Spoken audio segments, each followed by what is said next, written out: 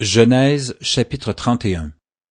Jacob entendit les propos des fils de Laban qui disaient « Jacob a pris tout ce qui était à notre père, et c'est avec le bien de notre père qu'il s'est acquis toutes ses richesses. » Jacob remarqua aussi le visage de Laban, et voici, il n'était plus envers lui comme auparavant. Alors l'Éternel dit à Jacob « Retourne au pays de tes pères, et dans ton lieu de naissance, et je serai avec toi. » Jacob fit appeler Rachel et Léa, qui étaient au champ vers son troupeau. Il leur dit, « Je vois au visage de votre père qu'il n'est plus envers moi comme auparavant, mais le Dieu de mon père a été avec moi. Vous savez vous-même que j'ai servi votre père de tout mon pouvoir. Et votre père s'est joué de moi et a changé 10 fois mon salaire, mais Dieu ne lui a pas permis de me faire du mal. Quand il disait, « Les tachetés seront ton salaire », toutes les brebis faisaient des petits tachetés. Et quand il disait, « Les rayés seront ton salaire », toutes les brebis faisaient des petits rayés. Dieu a pris à votre père son troupeau et me l'a donné. Au temps où les brebis entraient en chaleur, je levai les yeux, et je vis en songe que les boucs qui couvraient les brebis étaient rayés, tachetés et marquetés. Et l'ange de Dieu me dit en songe, « Jacob. » Je répondis, « Me voici. » Il dit, « Lève les yeux et regarde. Tous les boucs qui couvrent les brebis sont rayés, tachetés et marquetés, car j'ai vu tout ce que te fait Laban. Je suis le Dieu de Béthel, où tu as oint un monument, où tu m'as fait un vœu. Maintenant, lève-toi, sors de ce pays et retourne au pays de ta naissance. » Rachel et Léa répondirent et lui dirent, « Avons-nous encore une part et un héritage dans la maison de notre père? Ne sommes-nous pas regardés par lui comme des étrangères, puisqu'il nous a vendus et qu'il a mangé notre argent?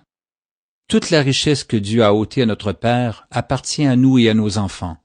Fais maintenant tout ce que Dieu t'a dit. » Jacob se leva, et il fit monter ses enfants et ses femmes sur les chameaux.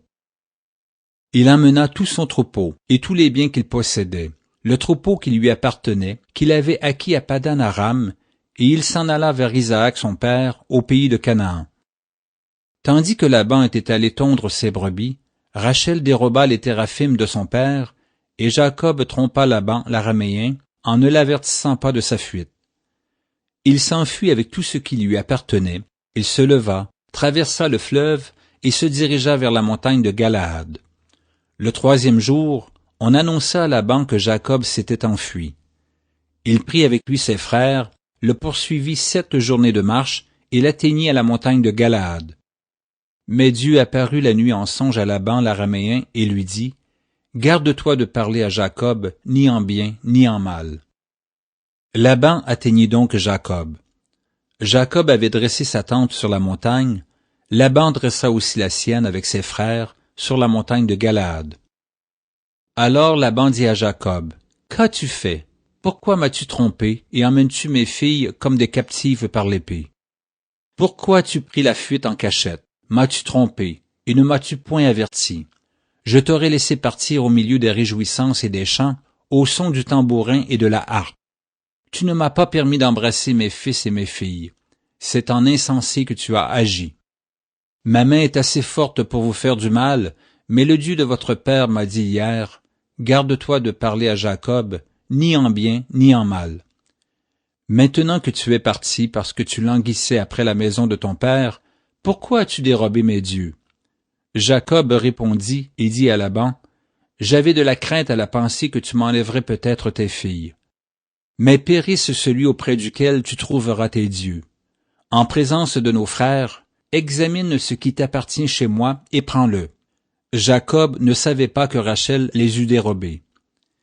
Laban entra dans la tente de Jacob, dans la tente de Léa, dans la tente des 2 servantes, et il ne trouva rien. Il sortit de la tente de Léa et entra dans la tente de Rachel. Rachel avait pris les téraphimes, les avait mis sous le bas du chameau, et s'était assise dessus. Laban fouilla toute la tente et ne trouva rien. Elle dit à son père, « Que mon Seigneur ne se fâche point si je ne puis me lever devant toi, car j'ai ce qui est ordinaire aux femmes. » Il chercha et ne trouva point les téraphimes. Jacob s'irrita et querella Laban. Il reprit la parole et lui dit, « Quel est mon crime? Quel est mon péché que tu me poursuives avec tant d'ardeur? Quand tu as fouillé tous mes effets, Qu'as-tu trouvé des effets de ta maison? Produis-le ici devant mes frères et tes frères, et qu'ils prononcent entre nous deux. Voilà 20 ans que j'ai passé chez toi. Tes brebis et tes chèvres n'ont point avorté, et je n'ai point mangé les béliers de ton troupeau.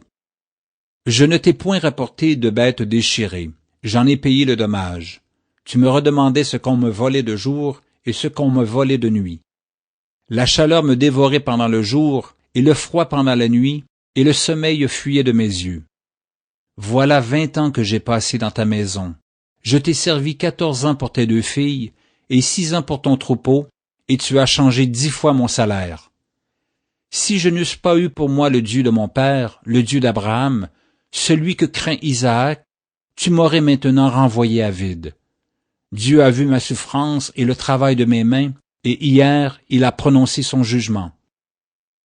Laban répondit et dit à Jacob, « Ces filles sont mes filles, ces enfants sont mes enfants, ce troupeau est mon troupeau, et tout ce que tu vois est à moi.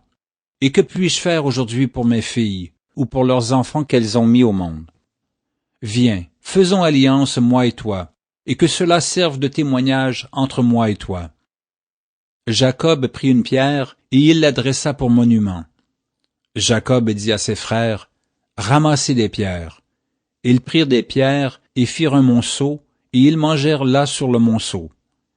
Laban l'appela Jégar Sahadouta, et Jacob l'appela Galed. Laban dit, « Que ce monceau serve aujourd'hui de témoignage entre moi et toi. » C'est pourquoi on lui a donné le nom de Galed. On l'appelle aussi Mitzpah parce que Laban dit, « Que l'Éternel veille sur toi et sur moi, quand nous nous serons l'un et l'autre perdus de vue. Si tu maltraites mes filles, et si tu prends encore d'autres femmes, ce n'est pas un homme qui sera avec nous, prends-y garde. C'est Dieu qui sera témoin entre moi et toi. » Laban dit à Jacob, « Voici ce monceau et voici ce monument que j'ai élevé entre moi et toi. Que ce monceau soit témoin et que ce monument soit témoin que je n'irai point vers toi au-delà de ce monceau et que tu ne viendras point vers moi au-delà de ce monceau et de ce monument pour agir méchamment.